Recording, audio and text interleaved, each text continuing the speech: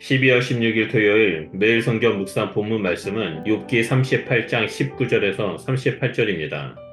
하나님의 질문이 계속됩니다. 하나님은 먼저 19절에서 21절에 지평선 아래의 세계에 대해서 말씀하십니다. 인간은 바다 깊은 곳에도 죽음 너머의 세계도 가본 적이 없습니다.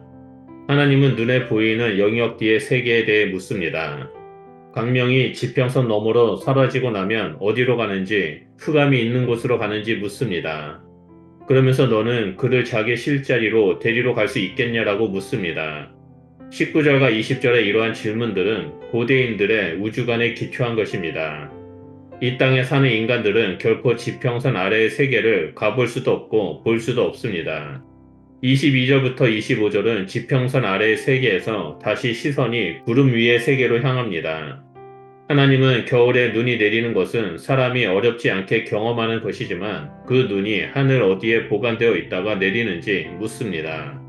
또한 예측할 수 없을 때 내리는 우박의 창고를 보았느냐라고 묻습니다. 눈과 우박은 하나님의 전쟁을 벌이실 때에 사용하는 무기에 속합니다. 이 말씀을 바탕으로 사람들은 눈과 우박이 내리면 그것은 하나님의 진노로 인한 재앙으로 해석할 수 있습니다. 그러나 하나님은 눈이나 우박이 재앙이냐 아니냐 하는 규범적 관점으로 질문하지 않습니다. 하나님의 질문은 눈과 우박의 창고를 가본 인간이 있느냐라고 묻습니다. 해가 떠서 날이 밝아지고 바람이 여기저기서 불어오는 것은 인간의 생활 영역 안에서도 경험이 되는 것입니다. 그런데 하나님은 태양이 움직이는 경로가 어떻게 할당되었는지 아느냐고 묻습니다. 동쪽에서 불어오는 바람이 이 땅에 어디까지 가는지 아느냐고 묻습니다. 비와 홍수, 우레와 번개도 관찰 가능한 현상이지만 그 관찰 너머의 세계에서 언제 홍수가 발생하는지 구름 너머 창고에 고이 모셔져 있던 우레와 번개에게 길이 열려 인간 세계로 오는지 그것이 누가 결정하느냐고 묻습니다. 질문의 형식을 통해 하나님이 말씀하고 싶은 핵심이 무엇인지 알 수 있는 구절이 26절에 사람 없는 땅과 사람 없는 광야의 표현입니다. 지금까지 하나님의 말씀과 앞으로의 말씀이 결국 말하려고 하는 바는 사람이 존재하지 않은 영역이 있다는 것입니다. 천지 창조의 순간 죽음 이후의 세계, 바다 밑의 세계, 지평선 아래와 구름 너머의 세계와 같은 우주적 공간뿐만 아니라 이 지상에서도 인간이 모든 영역을 다 알고 있는 것이 아닙니다. 인간의 생활 영역, 생존 가능한 영역은 극히 일부에 불과합니다. 인간이 살 수 없는 황무지에도 비가 내리고 거기에 풀도 자랍니다. 사람이 살지 않는 곳에도 비가 내리고 풀잎이 이슬에 맺히게 하는 이는 하나님이십니다. 이러한 하나님의 가르침은 엘리후의 기상 현상과 충돌합니다.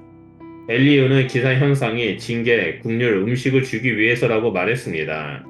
하지만 하나님께서 말씀하시는 것은 규범적 지혜의 인간 중심주의의 사고에서 벗어나라고 요청하는 것입니다. 물이 얼음이 되고 하늘에서 서리가 내리는 것, 심지어 바다의 표면까지 얼어붙는 것은 인간의 삶에 지대한 영향을 미칩니다. 그러나 그것이 반드시 인간을 위해서나 인간에게 무언가를 깨닫도록 하기 위해 발생하는 것이 아닙니다.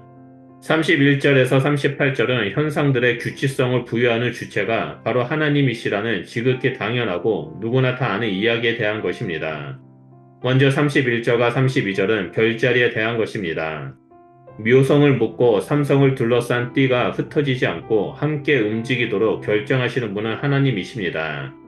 밤의 지평선에 별자리들이 하나씩 일정하게 올라오도록 패턴을 정하시는 분도 하나님이시며 별들의 궤도가 일정한 패턴을 유지하도록 하신 분도 하나님이십니다. 인간은 구름에서 비가 쏟아지게 할 수 없습니다. 번개 보고 오라 가라 명령할 수도 없습니다. 구름이 움직이는 법칙을 정하시는 분은 하나님이시고 구름에 물이 차면 그 물병을 기울여 비가 내리도록 법칙을 정하시는 분도 하나님이십니다.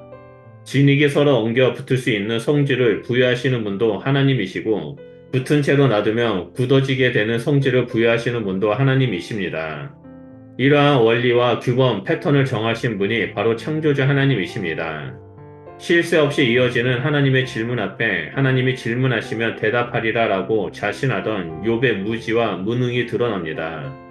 하지만 하나님은 엘리후처럼 정죄하고 면박을 주려는 의도는 전혀 아닙니다. 욥이 모르는 것이 알고 있는 것보다 훨씬 더 많다라는 것을 알려주고 마음을 나누고자 하신 것입니다. 하나님을 알아가는 데 있어서 그리고 하나님과 마음을 나누는 데 있어서 방해가 되는 것은 인간 중심적 사고와 지식입니다.